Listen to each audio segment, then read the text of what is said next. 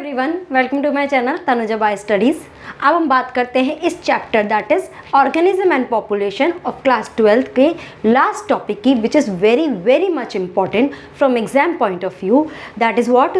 Population interaction. हमने पढ़ा कि पॉपुलेशन है, उसके साइज़ है, एवरीथिंग वी हैव डन।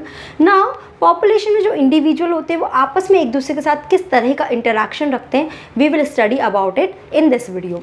सबसे पहले तो हम यहाँ पे एक इंटरैक्शन देखते हैं कि ऑब्वियसली अगर एक इंटरैक्शन होगा, दो स्पीशीज़ उसमें इन्वॉल्व होगी, दो स्पीशीज़ के बीच में इंटरैक्शन होगा। यहाँ पे कुछ एग्जाम्पल्स हैं इंटरैक्शन के। The first one is the mutualism. Is what? There is a interaction in between two species जिसमें दोनों स्पीशीज को ही बेनिफिट होता है। तो हम इसको कैसे शो कर रहे हैं? प्लस साइन के थ्रू शो कर रहे हैं। क्या हो रहा है? दोनों स्पीशीज को बेनिफिट हो रहा है। Next is competition. अब देखो किसी भी चीज़ के लिए कॉम्पिटिशन करते हैं, लाइक फूड के लिए या शेल्टर के लिए, तो क्या होगा? दोनों स्पीशीज को आपस में उसे डिवाइड करना होगा, मतलब लॉस होगा, कहीं ना कहीं क्या होगा? लॉस होगा, दोनों को ही कम कम चीज़ें मिलेंगी, तो यानी कि दोनों ही लॉस में जाएंगी। Then come to predation.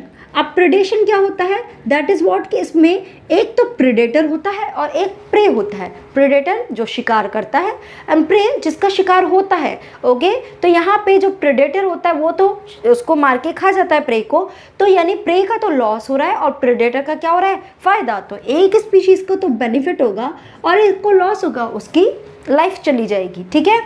Parasitism is also like this one only, एक प्लस रहता है और एक माइनस, एक पॉजिटिव रहता है, एक negative. Now commensalism is what? यहाँ पे एक को बेनिफिट होता है और एक को कुछ फर्क नहीं पड़ता, उसको कोई भी फर्क नहीं पड़ता। तो यहाँ तो बेनिफिट एंड कुछ भी फर्क नहीं पड़ रहा है, that is zero, nil. And amensalism ये एक अलग तरह का इंटरैक्शन है जहाँ पे एक स्पीशीज़ को तो नुकसान हो रहा है और दूसरी स्पीशीज़ को कोई फ़ायदा नहीं हो रहा है। लेने का अगर हम बात करें तो it is not a required type of interaction, ज़रूरत नहीं है इस तरह की, क्योंकि इसमें किसी को भी बेनिफिट नहीं हो रहा है ultimately. Okay, but according to our NCERT syllabus we will do some selective interaction. Let's take the first one, that is predation. As I told you, two species होती है, predator and prey। क्या क्या रहता है? predator and prey। Okay, जैसे कि relationship in between tiger and deer, तो क्या कहोगे? टाइगर तो यहाँ पे प्रेडेटर है एंड डियर यहाँ पे क्या है? प्रे है। टाइगर प्लस जाएगा एंड डियर क्या जाएगा? Negative, minus. ना स्पैरो अगर वो सीड को खाती है तो सीड प्रे हो गया। ना मोथ, ये वाला एग्जाम्पल थोड़ा डिफरेंट है। क्या हुआ था? ये एक कैक्टस था, that is prickly peer cactus which was introduce in Australia. ठीक है, अचानक से बाय मिस्टेक कुछ वजह से ऑस्ट्रेलिया के अंदर इन 1920 में ये कैक्टस इंट्रोड्यूस हो गया, इसकी स्पीशीज इंट्रोड्यूस हुई।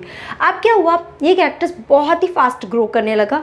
ये वहाँ पे इतना ग्रो करने लगा तो अदर वेजिटेशन जो थी उनको अफेक्ट होने लगा, उनकी ग्रोथ अफेक्ट होने लगी। So it was unrequired species, जिसको हमें ज़रूरत नहीं है, अनडिज़ायर्ड, इसको एलिमिनेट करना था। अब कैसे एलिमिनेट करें? क्योंकि इतना फास्ट ग्रो के इसने काफ़ी सारा वेजिटेशन कवर कर लिया। So what?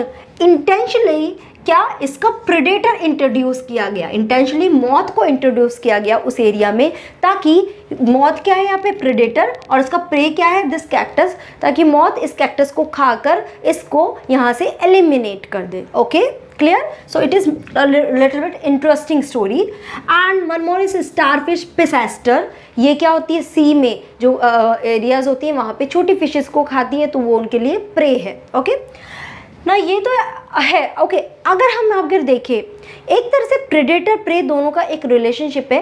अगर एक स्पीशीज़ एक्सटिंक्ट हो गई, मर गई, टोटली गायब हो गई, तो दूसरी स्पीशीज़ भी सर्वाइव नहीं कर पाएगी, बिकॉज प्रेडेटर किस पे डिपेंड कर रहा है? प्रे पे डिपेंड कर रहा है। अगर उसके पास प्रे ही अवेलेबल नहीं हुए तो प्रेडेटर भी कुछ टाइम बाद एक्सटिंक्ट हो जाएंगे। सो दे बोथ आर डिपेंडेंट। तो ऐसा नहीं होना चाहिए कि एक ऐसा टाइम आए कि प्रे टोटली गायब हो जाए। It should not be done. Okay, तो उसी चीज़ को कंटेक्स्ट में रखते हुए यहाँ पे क्या, प्रे जो थे अब वो बचना चाहते थे प्रेडेटर से, तो उन्होंने क्या किया? कुछ डिफेंस मैकेनिज्म डेवलप किए अपने अंदर, कुछ अडेप्टेशन डेवलप किए जिसकी वजह से वो अपने आप को बचा सके प्रेडेटर से। लाइक मोनार्च बटरफ्लाई, क्या इसने अडेप्टेशन लिया? इसने कुछ डिफेंस मैकेनिज्म में क्या किया? When it was in caterpillar stage, तो कैटरपिलर स्टेज में ये एक पॉइजनस वीड पर ग्रो करता है, एक पॉइजनस प्लांट पे ग्रो करता है, वहाँ की वीड को खाता है उसी टाइम, और उसकी वजह से उसकी बॉडी में एक बहुत ही अलग ही पॉइजनस सब्सटेंस कलेक्ट हो जाता है। जब इस मोनार्च बटरफ्लाई को इसका प्रेडेटर खाता है, इट इज़ रियली डिस्टेस्टफुल, बहुत ज़्यादा टेस्टलेस होता है, तो वो उसको नहीं खा पाता, एंड एट लास्ट ये बटरफ्लाई अपने आप को प्रोटेक्ट कर पाती है। Okay, next is thorns. Like अब ये एग्जाम्पल किसके हैं? प्लांट्स के। प्लांट्स में जैसे आप देखते हो there are so many plants, like for example bougainvillea. Grazing animal से प्रोटेक्ट करना होता है उन्हें अपने आप को, so what they develop thorns, because of that animal जल्दी से उनको नहीं खाते हैं, like acacia, cactus. Now calotropis, ये क्या करता है प्लांट? एक पॉइजनस कार्डियक ग्लाइकोसाइड्स सीक्रेट करता है, एक पॉइजनस सब्सटेंस सीक्रेट करता है। When grazing animal eat them, उनको प्रॉब्लम क्रिएट होती है, ठीक है, so they may be die also, so that is ये उसका क्या हुआ? डिफेंस मैकेनिज्म हुआ। Now there are some plants जो कुछ ना कुछ कंपाउंड सीक्रेट करते हैं अगेंस्ट दीज ग्रेजिंग एनिमल्स, ताकि उनसे अपने आप को प्रोटेक्ट कर सके, like nicotine, caffeine, quinine, opium, ये कंपाउंड है प्रोटेक्शन के लिए। बट हमने क्या किया, इन्हें फाइंड आउट करके we are using these compound as commercially for our purpose also, ठीक है, ये हमारे लिए बेनिफिशियल है, we are using these for our commercially purpose. Okay, so this is all about predation. Now let's take the next one, interaction. अब बात करते हैं हम कॉम्पिटिशन की। कॉम्पिटिशन में क्या होता है, दोनों ही स्पीशीज को लॉस लेना पड़ता है। Okay, before starting this one, एक चीज़ पहले, सबसे पहले जब कंपटीशन के बारे में सोचा जाता था, क्या सोचा जाता था कि अगर दो स्पीशीज़ कॉम्पीट कर रही हैं, both species should be closely related, दोनों स्पीशीज़ क्लोजली रिलेटेड होनी चाहिए, बहुत ही पास पास की स्पीशीज़ होनी चाहिए, सभी वो क्या करेगी, उनका रिसोर्स भी सेम रहेगा और तभी वो एक दूसरे के साथ कॉम्पीट करेगी। अगर टू डिफरेंट स्पीशीज़ है तो उनका रिसोर्सेज डिफरेंट रहेगा, तो वो कॉम्पीट भी आपस में नहीं करेगी। But later on it was disprove by giving this example, that is what, कि अमेरिकन लेक जो है वहाँ पे जो फ्लेमिंगोज आते हैं, और ऑलरेडी उस लेक के अंदर जो फिशेज़ रहती है, बाहर से क्या आ रहे हैं, फ्लेमिंगोज, ये दोनों ही उस लेक में पाए जाने वाले वोट जू प्लैंकटन का कॉम्पीट करते हैं। जू प्लैंकटन दोनों के लिए ही फूड है और वो उसके लिए कॉम्पीट करते हैं। So you can see these are birds and these are fishes, two different species, but still they are competing for the same resource. तो ऐसा ज़रूरी नहीं है that species should be closely related. Okay, एक और example है that is abundant tortoise, जो कहाँ मिलता है, गैलापागोस आइलैंड में। इट वॉज फाउंड कि हम जनरली देखते हैं कि दो स्पीशीज़ कॉम्पीट करेगी किसी न्यूट्रिएंट के लिए, रिसोर्स के लिए, उसको डिवाइड करना पड़ेगा। बट यहाँ पे क्या देखा कि जब इस वाले गैलापागोस आइलैंड में गोट्स को इंक्लूड किया गया, तो गोट्स ने क्या किया, it's has a high grazing capacity, वो सारी वेजिटेशन को उन्होंने खा लिया गोट्स ने, and there is a no more resource of food available for the tortoise, and कुछ टाइम के बाद टॉर्टोइज वहाँ पर एक्सटेंट हो गए। तो एक स्पीशीज़ दूसरे को कम्प्लीटली एक्सटेंट कर सकती है। Now there are certain principle or experiments given. One experiments were done by Cornell's elegant field experiment, जिसको दूसरा नाम भी बोलते हैं कंपटीशन रिलीज। कंपटीशन रिलीज, जैसे कि अगर सपोज हम बहुत ज़्यादा स्ट्रॉन्ग है और एक बहुत छोटा सा बच्चा है और वो बोलेगा कि इसके साथ कॉम्पीट करना है, तो हम क्या कहेंगे, नहीं नहीं हमें इसके साथ कॉम्पीट नहीं करना, बिकॉज ये बहुत छोटा है तो कोई कॉम्पिटिशन है ही नहीं मेरा इसके साथ। तो व्हाट, मैं उसको कॉम्पिटिशन से उसको रिलीज़ कर दूंगी कि मेरे को तुम्हारे साथ कॉम्पिटिशन करना ही नहीं है।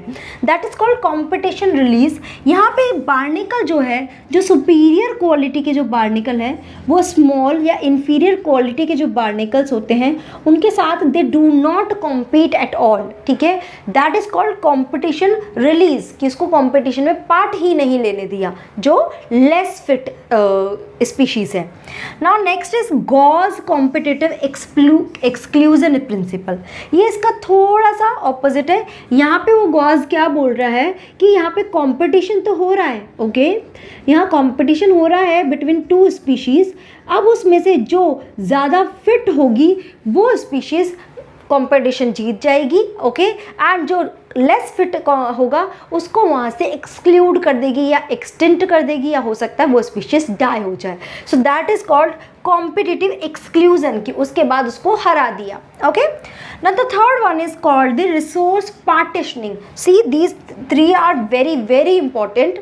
रिसोर्स पार्टीशनिंग मतलब क्या, हम क्या बोल रहे हैं कि कंपटीशन होगा तो एक को मिलेगा और एक को कुछ नहीं मिलेगा, मतलब एक को तो बेनिफिट होगा एक को लॉस होगा. बट यहाँ ये एक फिनोमिनन देखा गया किसके थ्रू, मैकआर्थर ने स्टडी किया एक ट्री पे, वार्बलर एक बर्ड्स की स्पीशीज़ को ट्री पे स्टडी किया. उसने क्या देखा वहाँ पे कि देयर आर 5 डिफरेंट वेराइटीज़ और different species of bird, those are called warbler. ये वहाँ पर एक साथ सर्वाइव कर रही है, ऐसा नहीं है कि एक स्पीशीज़ को एक्सटिंक्ट होने पड़ा. All 5 species are surviving in that tree. How it is possible, competition होगा तो सर्वाइवल सबका एक साथ पॉसिबल नहीं है. They are surviving because of this resource partitioning. What are they doing, वो क्या कर रही है, अपना अपना रिसोर्स लेने का टाइम डिवाइड कर दिया. Like 4 hours one species will take resource from that tree, या उस ट्री को यूटिलाइज करेगी. Then second species will take another 4 hours.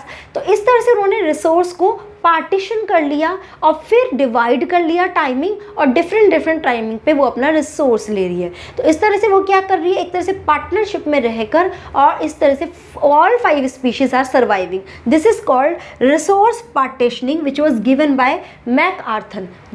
याद क्या रखना है एग्जाम पॉइंट ऑफ व्यू से, रिसोर्स पार्टीशनिंग एंड वैबलर.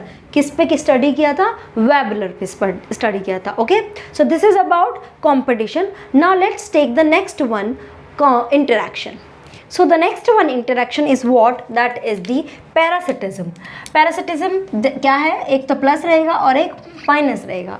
यहाँ पे हम जनरली पैरासाइट्स जो होते हैं, जो ये क्या करते हैं, इसमें पार्ट लेते हैं. तो क्या होते हैं पैरासाइट्स, अगर उसको पैरासिटिज्म या पैरासाइट बनना है तो वो ऑर्गेनिज्म को कुछ कैरेक्टरिस्टिक्स डेवलप करने पड़ेंगे अपने अंदर भी, सो दैट वो वाला रोल अच्छे से परफॉर्म कर पाए. क्या क्या है, there is a loss of sense organ, because उसके नीड नहीं है उसको, बिकॉज वो तो क्या कर रहा है, दूसरे ऑर्गेनिज्म से बना बनाया फूड ले रहा है, उसको खुद से कुछ सेंस ऑर्गन की ज़रूरत ही नहीं हो रही है. There is a presence of adhesive organ and suckers, इसकी से बहुत ज़्यादा ज़रूरत है, बिकॉज दूसरे जो होस्ट है उस पर स्टिक करना है तो they need suckers. Then loss of digestive system, because वो बना बनाया फूड ले रहा है तो उसका खुद का डाइजेस्टिव सिस्टम इतना डेवलप नहीं होता. And there is a high reproductive capacity, वो अपना नंबर बहुत जल्दी इंक्रीज कर सके. तो ये कुछ कैरेक्टरिस्टिक्स या अडेप्टेशन है एक पैरासाइट्स के जो उसमें होने चाहिए to become a good parasites. Okay, now example क्या है, जैसे कि ह्यूमन लिवर फ्लूक जो होता है, ये लिवर फ्लूक जो होता है इसके 2 इंटरमीडिएट होस्ट होते हैं. कुछ लाइफ साइकिल का कुछ पार्ट तो वो स्नेल के अंदर कंप्लीट करता है and the rest part complete in fish. Okay, one more is malarial parasite, उसका वेक्टर क्या रहता है, मॉस्किटो, एनाफिलस मॉस्किटो. तो वो इसके थ्रू क्या होता है, आधी लाइफ साइकिल तो मॉस्किटो के अंदर कंप्लीट करता है, ना आधी लाइफ साइकिल कहाँ कंप्लीट करता है, ह्यूमन बीइंग के अंदर. Okay, so this is how malaria parasites अपनी लाइफ साइकिल कंप्लीट करता है. नाउ अगर हम पैरासिटिज्म देखें तो इट इज़ 2 टाइप, एक्टोपैरासाइट्स और एंडोपैरासाइट्स. ठीक है, पैरासाइट्स भी 2 तरह के होते हैं. एक्टो यानी कि बॉडी के बाहर की सरफेस पे रहते हैं, those are called ectoparasites, and जो बॉडी के अंदर रहते हैं those are called endoparasites. Ecto में लाइक एग्जाम्पल लिक्स, ह्यूमन पे जो रहती है. ओके, टिक्स जो आप देखते हो ना डॉग्स के ऊपर छोटे छोटे इंसेक्ट्स रहते हैं, टिक्स. कस्क्यूटा, ये भी एक पैरासिटिक प्लांट है जो प्लांट के ऊपर ही उसमें ही अब सर्वाइव करता है और उससे ही अपना सारा न्यूट्रिशन सक करता रहता है. एंडो में आप जितने भी वॉर्म्स देखते हो वो हमारी इंटेस्टाइन के अंदर रहते हैं, those are called endoparasites. Okay, now एक फिनोमिनन यहाँ पे दिया हुआ है, there is a special type of parasitism called brood parasitism. Very important. किस किस के बीच में होती है ये होती है कुकू एंड क्रो. ना कुकू क्या करती है, कुकू अपने जितने भी एग ले आउट करती है उन एग का साइज, कलर क्या क्रो के एग के साइज कलर से सिमिलर होता है, सो दैट वो क्या करती है अपने एग्स को क्रो के नेस्ट में रख देती है, और क्रो को, ताकि उसके एग्स अगर रिजेंबल करते हैं तो क्रो उनके कुकू के नेस्ट एग्स को भी हैच आउट करता है, उनको भी पालता है। तो यहाँ पे क्या कर रही है कुकू, उसका मिसयूज़ कर रही है क्रो का, वो अपने एग्स को भी क्रो को ही बड़ा करने के लिए दे रही है। तो this is called brood parasitism. तो एक तरह से कुकू क्रो का फायदा ले रही है, that is called brood parasitism. Clear है ये वाला? ओके आगे चलते हैं। Now the next interaction that is the commensalism, यानी कि क्या एक को तो बेनिफिट हो रहा है और एक को कुछ फर्क नहीं पड़ रहा है, इट्स जीरो, उसको ना बेनिफिट हो रहा है ना लॉस हो रहा है। Like example, orchids they are in the form of epiphytes, if you have heard about it, ये आपने क्लास 11th में भी पढ़ा होगा। ऑर्किड्स एक स्पीशीज़ है जिसमें क्या होती है, ऐसी हैंगिंग रूट्स होती है, इस हैंगिंग रूट्स को ही क्या बोलते हैं, एपीफाइट्स, जो एटमॉस्फेयर से क्या करती है, मॉइस्चर को कैप्चर करती है। क्यों ऐसा रहता है हैंगिंग रूट्स, हमने तो देखा है रूट्स सॉइल के अंदर रहती है। एक्चुअली क्या होते हैं, जो फॉरेस्ट एरिया होते हैं जहाँ पे ट्रीज़ बहुत बड़े बड़े होते हैं, वहाँ पे सनलाइट जो ग्राउंड के ट्रीज़ हैं, छोटे छोटे प्लांट्स हैं, वहाँ तक नहीं पहुँच पाती, तो उनको सनलाइट चाहिए फोटोसिंथेसिस के लिए और अपनी ग्रोथ के लिए। तो व्हाट दे डू, उसमें से एक क्या किया, ऑर्किड, ये क्या मिलता है, जो मैंगो या बड़े ट्रीज़ जो होते हैं उनके ब्रांचेस पे ये उगना शुरू हो जाता है। अब ब्रांचेस तो ऊपर हाइट पे रहेगी तो दे ईजिली टेक दी सनलाइट। अब ब्रांचेस हैं तो फिर रूट्स कहाँ जाएंगी, तो रूट्स इनकी कैसी रहती है, इट्स हैंगिंग, और वो एटमॉस्फेयर में जो मॉइस्चर रहता है उसी को ही एब्जॉर्ब करती है, उससे ही वाटर आगे पूरे प्लांट को प्रोवाइड करती है। सो this is the commensalism is what, कि ऑर्किड मैंगो ब्रांच पे रह के फ़ायदा ले रहा है, उसको सनलाइट मिल रही है, वहाँ पे रहने से, हाइट पे रहने से वो अपना सारा काम कंप्लीट कर पा रहा है, बट मैंगो को उससे क्या फ़ायदा हो रहा है, nothing, zero. Next is barnacle. Barnacle कहाँ, वेल जो होता है उसकी बैक पे ये प्रेजेंट रहते हैं ना। वेल जब भी कोई फूड पार्टिकल लेता है तो उसमें से छोटे छोटे जो फूड पार्टिकल नीचे गिर जाते हैं during the consumption of that food, छोटे छोटे जो फूड पार्टिकल गिरते हैं, बार्निकल उनको यूज़ कर लेता है। तो उसको फ्री में ही क्या मिल रहा है, न्यूट्रिशन मिल रहा है, फूड मिल रहा है, बट बदले में वेल को वो क्या दे रहा है, nothing, it is giving nothing. तो उसको फ़ायदा हो रहा है, किसको, बार्निकल को ना। यहाँ पे एक है cattle egrets, it's a bird variety. ये क्या करते हैं, अगर आपने देखा हो, जनरली कैटल्स के ऊपर बैक पे बैठे रहते हैं वहाँ पे ही। अब कैटल्स क्या होती हैं, ये लॉन्ग ग्रासेस वाले जो फील्ड होती है वहाँ पे ग्रेजिंग करती हैं। अब उन ग्रासेस में जो इंसेक्ट्स होते हैं वो कैटल के बॉडी पे स्टिक हो जाते हैं, एंड इनका फूड क्या है, ईग्रेट्स का, इनका फूड है इंसेक्ट्स। उनको ईजिली कैटल की बॉडी पर से वो इंसेक्ट लेकर अपना एज अ फूड कंज्यूम करते हैं, उनको ग्रासेस में जाकर इंसेक्ट्स को सर्च करने की ज़रूरत नहीं पड़ती। सो कैटल की बॉडी पे बैठकर फ़ायदा किसको हो रहा है, ईग्रेट्स को। कैटल को क्या फ़ायदा हो रहा है, nothing, zero. Okay next is C anemone. ये भी क्या है, सी एनीमोन जो है इसके पास क्या रहते हैं, कुछ टेंटिकल्स होते हैं, दैट आर पॉइजनस टेंटिकल्स, जो वो अपना यूज़ करता है प्रोटेक्शन के लिए फ्रॉम द एनिमीज। अब सी एनीमोन के पास ही क्लॉन फिश हमेशा सी एनीमोन के साथ ही रहती है, क्योंकि टेंटिकल्स की वजह से सी एनीमोन तो अपना प्रोटेक्शन करता है और साथ साथ में फिश का भी प्रोटेक्शन हो जाता है, क्योंकि उसकी वजह से कोई भी एनिमी सी एनीमोन के पास नहीं आएगा, तो वो फिश भी अपने आप को प्रोटेक्ट कर लेती है। तो यहाँ पे फिश जो है वो प्लस हो रही है और ये ज़ीरो है, they are all plus, okay, and they all are zero. समझ आ रहा है relation. Now the last one is the mutualism, very important. क्या हो रहा है, दोनों स्पीशीज को ही फायदा हो रहा है। Like the first example is lichen, which is the relation in between the algae and fungi. बहुत इंपॉर्टेंट और बहुत कॉमन रिलेशनशिप है एल्गी और फंगाई के बीच में जो रिलेशन होता है, विच इज़ कॉल्ड लाइकेन, जिसमें एल्गी क्या करता है, फोटोसिंथेटिक एक्टिविटी होती है, सनलाइट कैप्चर करता है, फूड सिंथेसाइज करता है, और किसको प्रोवाइड करता है, फंगस को। अब फंगस क्या करेगा इसके लिए, फंगस बदले में इसको क्या करता है, फंगाई के पास लॉन्ग थ्रेड लाइक स्ट्रक्चर होती है जिसको बोलते हैं हाइफे।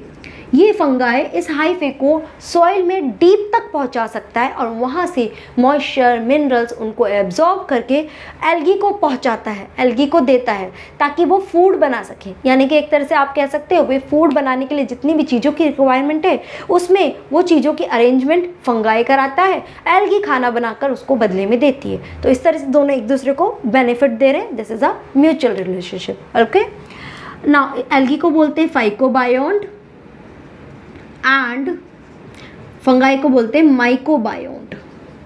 ओके, याद रखना। Mycorrhiza it's also same relationship in between the plants and fungi. यहाँ पे जो एल्गी वाला रोल है वो प्लांट परफॉर्म कर रहा है, वही फोटोसिंथेसिस करके फूड प्रोवाइड कर रहा है फंगाई को, और फंगाई बदले में उसको मॉइस्चर, न्यूट्रिएंट्स प्रोवाइड कर रहा है। ओके, क्योंकि प्लांट्स में भी क्या होती है, ऐसी जगह जहाँ पे बहुत डेप्थ में उसकी रूट्स नहीं पहुँच सकती, वहाँ पे फंगाई के जो हाइफे वो वहाँ पहुँच कर मॉइस्चर को एब्जॉर्ब कर लेते हैं। Next is fig and wasp. अब फिग क्या है, दैट इज़ अ प्लांट, उस पर वास्प आता है। दोनों एक दूसरे को कैसे बेनिफिट कर रहे हैं। फिग चाहता है कि उसका पॉलिनेशन हो, इजीली उसके पॉलन ग्रेन दूर दूर तक पहुंच सके। किसकी हेल्प से पहुंचते हैं, इंसेक्ट की हेल्प से। तो वास्प जब इसके पास आता है तो पोलन ग्रेन इसकी बॉडी पे शेड हो जाते हैं। जब वास्प दूसरे फिग के पास जाता है तो इस तरह से पोलन ग्रेन का पॉलिनेशन हो जाता है। फिग को तो फ़ायदा हो गया। अब वो वास्प को क्या बदले में देगा, वास्प को बदले में वो एक जगह प्रोवाइड करता है जहाँ पे वास्प क्या कर सकता है, अपने एग ले आउट कर सकता है। ठीक है, वहाँ पे वो अपने एग ले आउट कर सकता है फ्लावर में ही, तो वो उसके लिए बेनिफिट हो गया। Like this they both benefit each other. And the last example is orchids.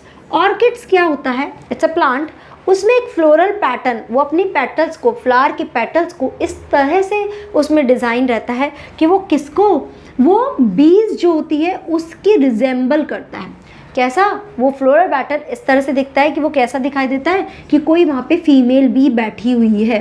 Okay, तो मेल बी क्या होता है, उस फीमेल बी के लिए अट्रैक्ट होता है, वहाँ जाता है और उसके साथ कॉपुलेशन करता है। बट एक्चुअल में तो वहाँ कोई फीमेल बी नहीं होती है। तो ये कॉपुलेशन किस तरह का रहता है, it is a kind of pseudo copulation. ठीक है, तो बी ने क्या किया, एक ऑर्किड के पास गया, वहाँ पे क्या किया, स्यूडो कॉपुलेशन किया। अब ड्यूरिंग द स्यूडो कॉपुलेशन ये ऑर्किड्स क्या करता है, अपने सारे पोलन ग्रेन जो है वो बीज पे डस्ट कर देता है। अब ये बीज जब दूसरे ऑर्किड के पास जाएगी स्यूडो कॉपुलेशन करने के लिए अगेन, तो ये वाले सारे जो भी पोलन ग्रेन यहाँ डस्ट हुए वो यहाँ पहुँच जाएंगे and this is how pollination हो जाता है। ठीक है, तो वो उसको स्यूडो कॉपुलेशन करने देता है एंड बदले में उसका पॉलिनेशन हो जाता है। So these are example of mutualism. This is very important. Orchids Ophrys, ठीक है, ऑर्किड्स ऑफाइरस एग्जाम्पल है इसका, जिसमें वो स्यूडो कॉपुलेट कराता है बीज को। Okay, so these all are the population interaction, very very much important. सारे एग्जाम्पल इक्वली इंपॉर्टेंट है, हर एग्जाम्पल को अच्छे से पढ़ना है, एक एग्जाम्पल भी मिस नहीं करना है। ओके, सो आई होप ये वीडियो आपको क्लियर हुआ होगा। If you really understood this video, please hit the like button, subscribe and share this channel, and still if you have any doubt please put your query in the comment box. Thank you so much guys for watching this video.